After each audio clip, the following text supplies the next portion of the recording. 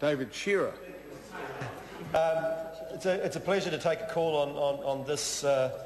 on this bill, and I will be taking the full 10-minute call, unlike the National Party on the other side, who are specialising in 26 seconds on average. Nikki Kay is the average call from the other side, which actually speaks to the reason why we're here at the moment, which is because of the mismanagement of the House and the collision of all of this legislation happening at the end of the year. 2 weeks ago, I'll remind the House, the Leader of the House said we will not need to go into urgency before the end of the year, and here we are going through urgency through the weekend, and I don't mind doing that, but I actually think there's a democratic principle involved here, which is a good debate on important pieces of legislation. This is one of them. The SIS bill was probably the most significant. That didn't even get more than a 3.5-second call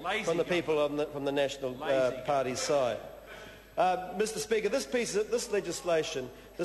legislation has a long history, and that really dates back to 1991 with the deregulation of the building industry and the building codes back then. The idea that somehow the market could regulate the standards and ensure that buildings can be built more flexibly, more cheaply, more efficiently, but ultimately at a huge cost to New Zealand. $11 billion we were just hearing, and actually PricewaterhouseCoopers puts it at closer to $23 billion, which is about the cost of the health and education budgets for a year put together.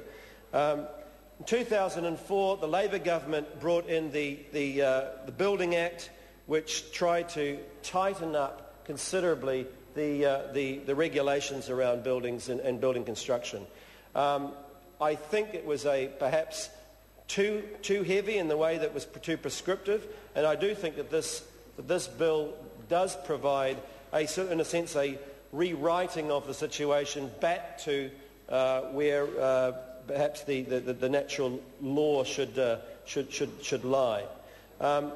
Nevertheless, the leaky building situation is with us still, and I think the key point about this piece of legislation, Mr. Speaker, is that the accountabilities are set, that the expertise by builders, by councils, is explicitly set so that there is real protection for both the homeowners and indeed for everybody else in New Zealand, because with the leaky buildings, Mr. Speaker, it's the rest of New Zealand that is actually paying for the array of faults that happened right throughout the industry.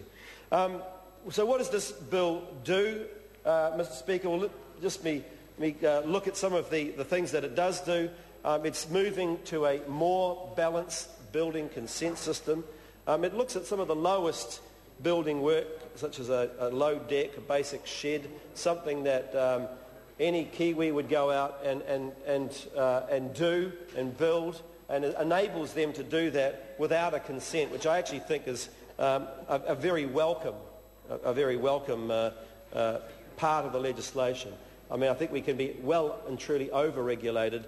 Applying for a consent to build a shed and having to wait for 2 months to get that back at huge cost from a council is unnecessary. Low-risk building work, such as a simple one-storied house, would go through a quicker, simpler consenting process, fewer council inspections, and rely, rather than on the council, on the skills of a licensed builder. And the higher-risk, more complex type of houses would go through the current sort of system that we have here.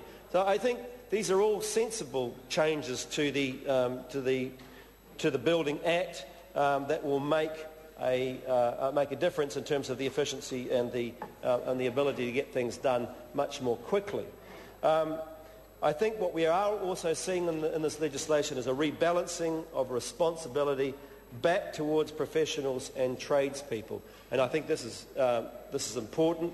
I do think it highlights, however, the fact that with the deregulation in 1991, we did have a major problem with the number of builders who were actually trained, came through a proper apprenticeship scheme, were able to actually take on large building programs, and instead what we had was very weak skills in that area which weren't able to do it, which contributed to the problems that we're seeing today. And also in this legislation, which I'll come to in a minute, better tools for consumers to hold professionals to account, mandatory written contracts, and how disputes were going to be solved, and how money will be paid, and how finances will be backed up. It's good, Mr. Speaker, but it's pretty modest. I mean, I don't think we're going as far as many people would like it to go. And if you take the comments of John Gray, the president of the Home Owners and Buyers Association, he may even be watching here tonight, seeing the short calls that the national government is actually taking on this, and the sort of the cynical way that they're treating the passage of legislation through this House. If he was watching this, he accused the government of a weak Building Act review, and he said that the changes had stopped short of a national building warranty scheme or a fidelity fund, which he wanted as a backstop to homeowners, which my colleague Phil Twyford talked about before. He says, quote, "The building industry needs to give itself an enema," Mr. Gray said.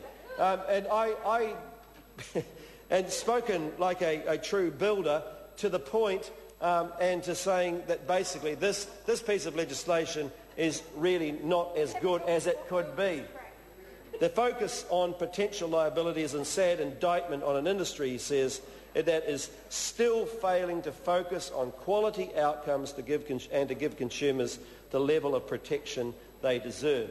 And they certainly do deserve that protection, as we've seen in the previous piece of legislation on leaky homes, where families have been bankrupt, people have suffered huge financial burdens as a result of that.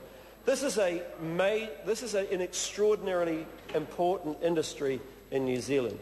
It's around about, from memory, about 5% of GDP, enormous number of people working in the industry, and yet right at the moment, as Moana Maki pointed out earlier in her speech, building consents are at an all-time low.